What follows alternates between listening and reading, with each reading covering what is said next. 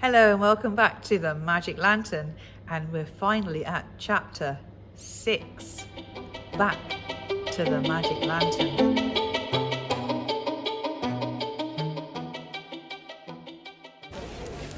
After the last show had finished at 11 o'clock, the public poured out onto the street and the building became quiet. Even the animals in the zoo ceased their screeching and squawking. Sandy and the boys made their way out past the cages and up the stairs to the music hall.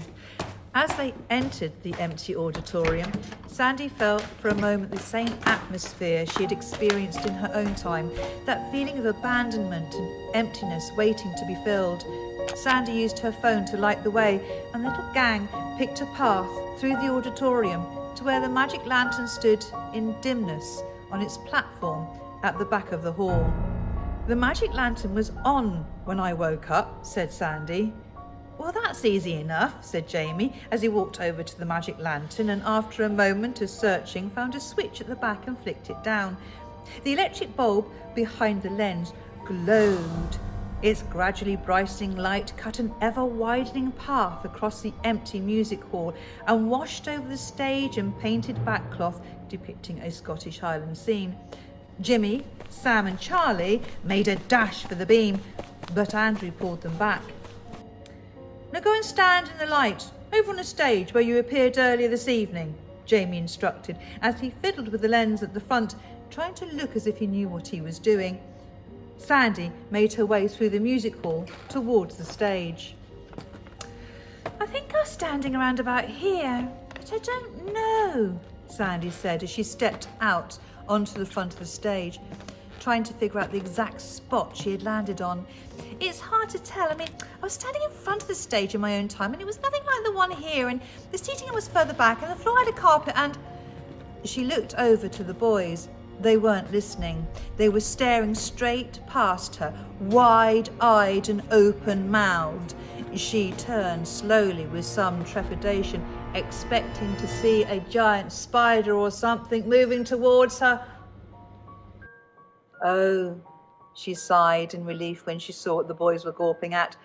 The words, "Count back with AB, get diamond, S," had suddenly appeared on the backcloth behind her.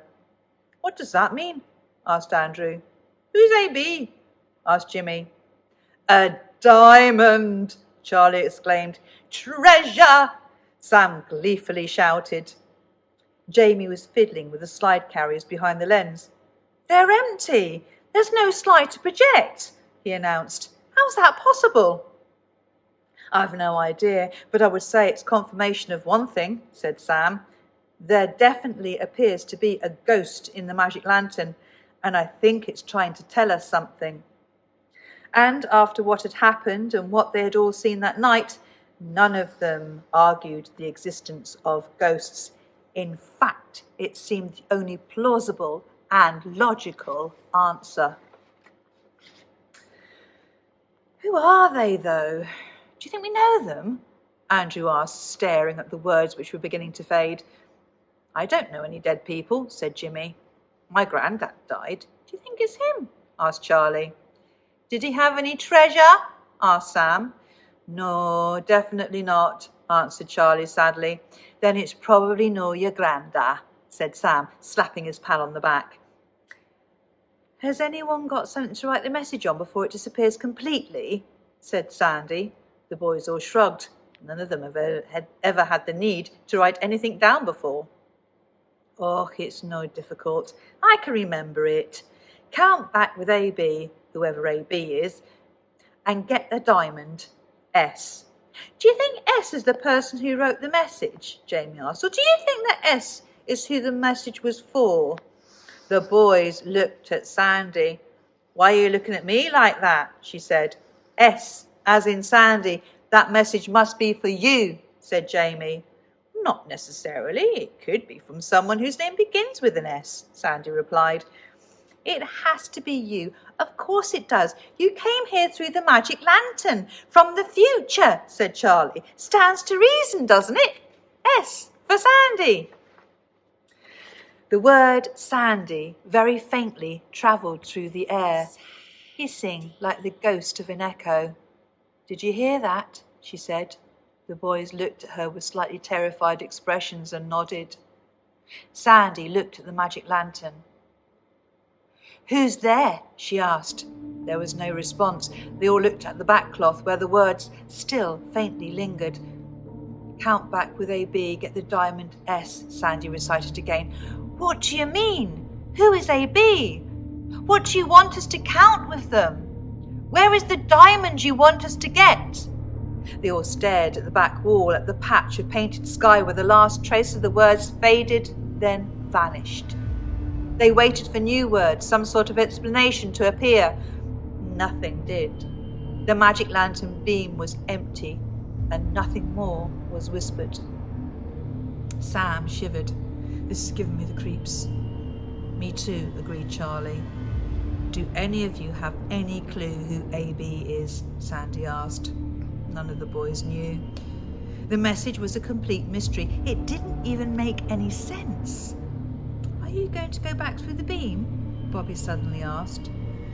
That was a good question. The message was intriguing, and she loved a mystery. Part of her wanted to stay and solve it, but really all she wanted to do was go home. She was tired and stinking. She missed her own clean, comfortable, technologically advanced world and her mum and gran. She looked at the beam that still washed the backdrop. It seemed duller now that the message was gone. It certainly wasn't the incredibly intense light that had brought her here, to this time. The boys looked at her expectantly. "I have to try," said Sandy as she stepped into the amber light and waited, willing herself to travel back to the future, her arms at her side, her fists clenched, rocking slightly forward on the balls of her feet, her head thrust upwards. Nothing happened. "I don't think I can," she said, sounding defeated and deflated. She felt a lump in her throat and the tears threatening again. What if she was stuck here? She desperately wanted to wake up from this nightmare. She closed her eyes as tight as she could and muttered to herself over and over again, "Send me home, send me home, send me home." Still nothing happened. So she screwed her eyes closed even tighter and, remembering the words from The Wizard of Oz, one of her favourite films, began chanting, "There's no place like home, there's no place like home, there's no place like home." There was no sense of falling or movement through time.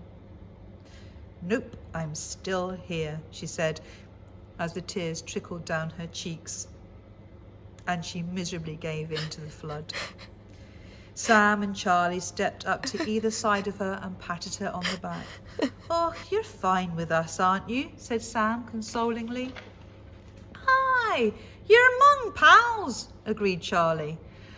"I don't think that thing's going to let you go back to your own time anyway, not until you've solved that riddle," said Jimmy. The other boys nodded in agreement. Sandy wiped her nose on the back of her coat sleeve and sniffed. Perhaps Jimmy was right. Maybe she had been sent here to solve the mystery. Why else would she be here? And when it's solved, then maybe she would be sent back to her own time. "Yes," she said wearily, "I must have been sent here for a reason, and that message must be meant for me or us," she added as she looked at the boys.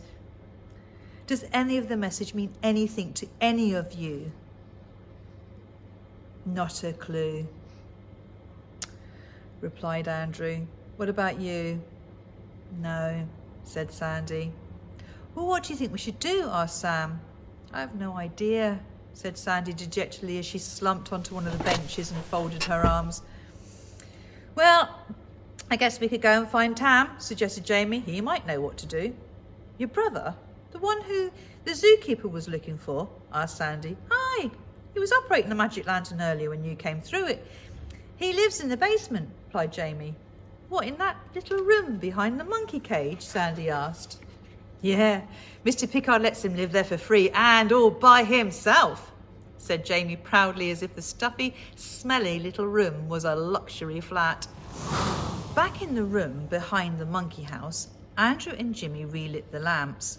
A few embers still glowed in the stove, so Jamie grabbed the iron poker that rested against the stove door and rattled them back into flame, adding some small chunks of coal.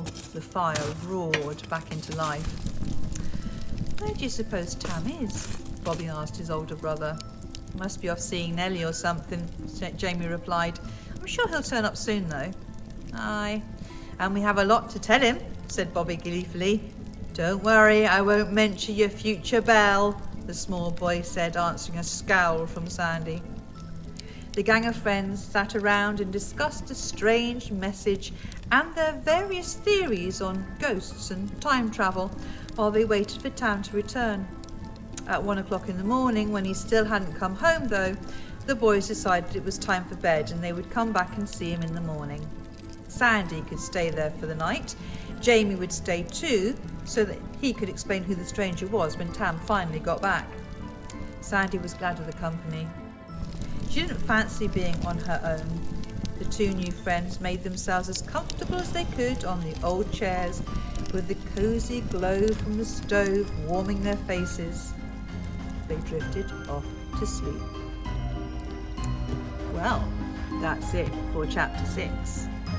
Chapter 7 will be available on the very first Thursday in May, so we'll see you again then.